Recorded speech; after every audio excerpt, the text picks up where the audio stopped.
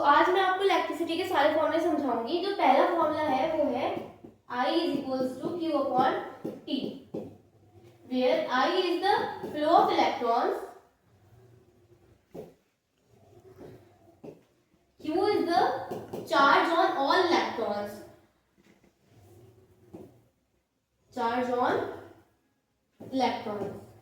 and T denotes the time.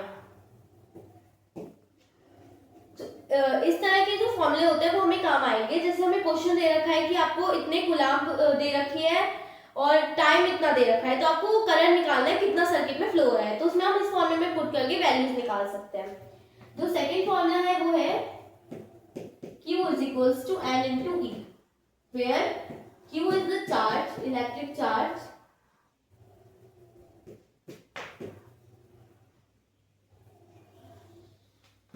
N is total number of electrons,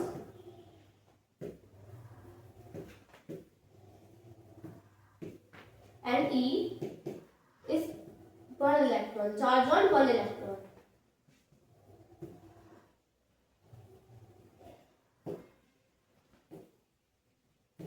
जिसकी value हमें given होती है 1.6 into 10 की पावर -9। सो यहाँ पे जो Q डिनोट कर रहा है वो इलेक्ट्रिक चार्ज को डिफाइन कर रहा है, N मतलब टोटल कितने इलेक्ट्रॉन्स है, और E का मतलब एक इलेक्ट्रॉन पे कितना चार्ज है, जो कि हमें गिवन होता है 1.6 इंटू 10 की power -9।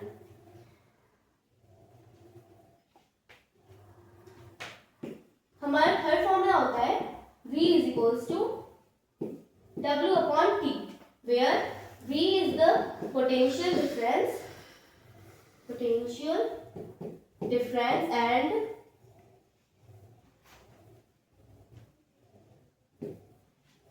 W is work done, कितना काम हो चुका है वो होता है W, and T denotes time.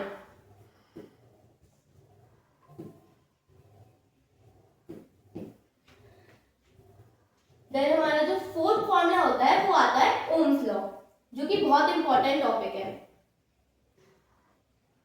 Ohm's law कहता है कि अगर आप एक ग्राफ चेक करोगे जो कि वी आई का ग्राफ हो, तो अगर v बढ़ेगा तो साथ में i भी बढ़ेगा।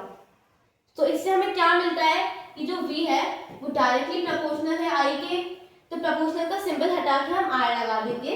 v is equals to i into R, where V is the potential difference, I is current, and R is resistance.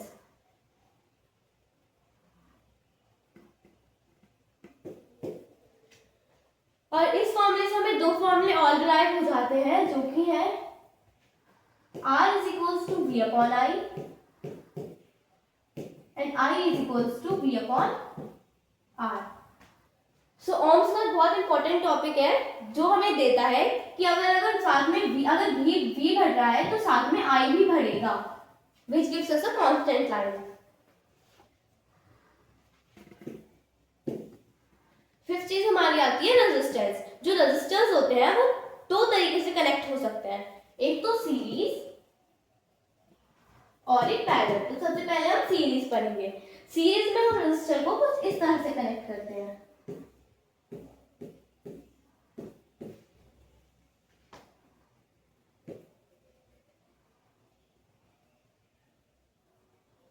इसको मान लेते हैं R1 और इसको मान लेते हैं R2। ये है बैटरी।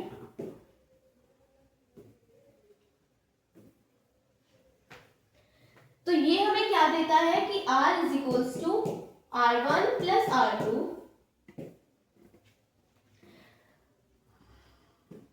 अब सीरीज में हमें एक बात ध्यान रखनी होती है कि इसमें जो I करंट का फ्लो होता है वो कांस्टेंट होता है। तो जो I होता है वो कांस्टेंट होता है,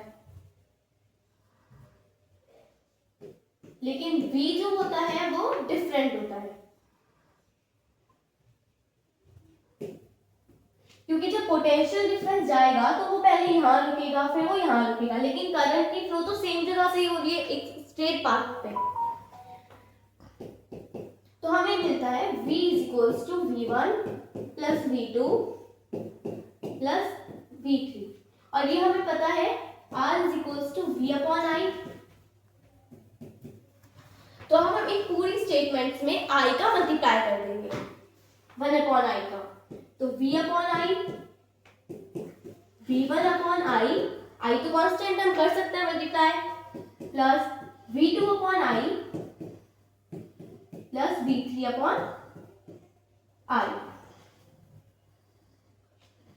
सो V अपॉन I किसके बराबर होता है? RT के। V1 upon I R1, V2 upon I R2 plus V3 upon I R3। Hence हमारा ये फॉर्मूला डिराइव हो जाता है। अब अगला हम सीखते हैं पैरेलल में कनेक्ट करना। अब पैरेलल में जो रेजिस्टेंस कनेक्ट होते हैं वो कुछ इस तरह से कनेक्ट होते हैं।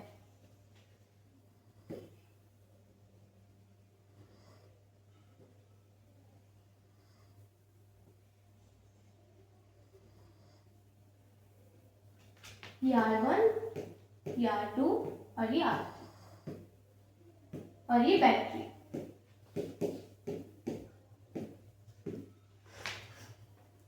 तो जो पैरेलल होता है उसमें जो पोटेंशियल डिफरेंस होता है मतलब V, वो तो कांस्टेंट रहता है क्योंकि V सीधा सीधा चला जाएगा, कुछ इधर से कुछ इधर से कुछ इधर से। लेकिन जो करंट होगा मतलब I, वो डिस्ट्रीब्यूट हो जाएगा इन तीनों में। सो इसमें हमें क्या मिलता है? I is different while V is constant। तो ये हमें देता है I is equals to I1 plus I2 plus I3। अब हमें पता है R किसके बराबर होता है? V अपॉन I के। अब हम अगर इसमें भी 1 अपॉन V का मल्टीप्लाई कर देंगे क्योंकि यहाँ पे V कांस्टेंट है, तो यहाँ क्या हो जाएगा? IP upon V is equals to I1 upon V plus I2 upon V plus I3 upon V। अब हमें पता है जो R होता है वो V upon I के बराबर होता है। तो जो अगर हम इसका रेसिप्रोकल कर देंगे तो हमें क्या मिल जाएगा? 1 upon R is equals to I upon V। यहाँ पे I upon V है तो यहाँ हमें मिल जाएगा 1 upon RP is 1 upon R1 plus 1 upon R2 plus 1 upon R3। और इसी फॉर्मूले से हम पैरेलल में टोटल रेजिस्टेंस निकालते हैं। तो यहाँ हमारा पूरा रेजिस्टेंस का टॉपिक खत्म हो जाता है।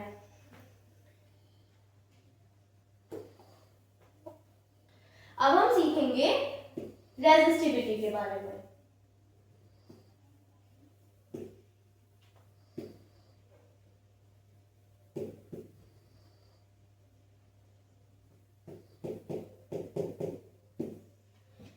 अब रेजिस्टिविटी को समझने से पहले आप ये फिगर देखिए।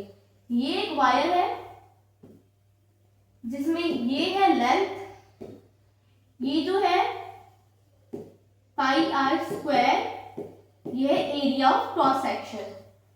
तो जब रेजिस्टिविटी का मतलब क्या होता है कि वो कितना रोकना, तो अगर इसका जो एरिया है वो बढ़ेगा तो जो आर होगा वो कम होगा। यहाँ कोई गेट है, अगर हम इसको बंद कर देंगे तो लोग जा नहीं पाएंगे, लेकिन अगर हम इसको खोल देंगे तो लोग जा सकते हैं। तो यही होती है आर। तो हमें पहली स्टेटमेंट क्या मिल गई? R is inversely proportional to area. अब अगर इसकी लेंथ बढ़ेगी तो जो आर होगा वो भी बढ़ेगा।